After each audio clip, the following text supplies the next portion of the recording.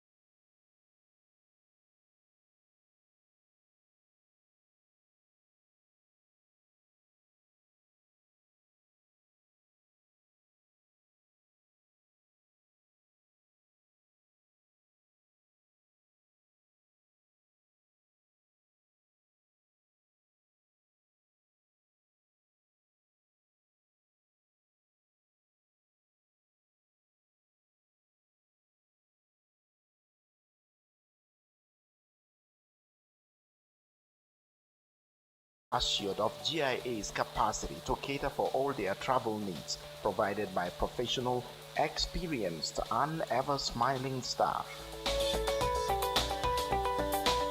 GIA's Hajj package and services, by far the best in the country, give the customers the opportunity for a memorable Hajj experience. For a more efficient cargo services, GIA means business as it launches its new multi-million-dollar ultra-modern cargo complex to revitalize and stimulate air transport.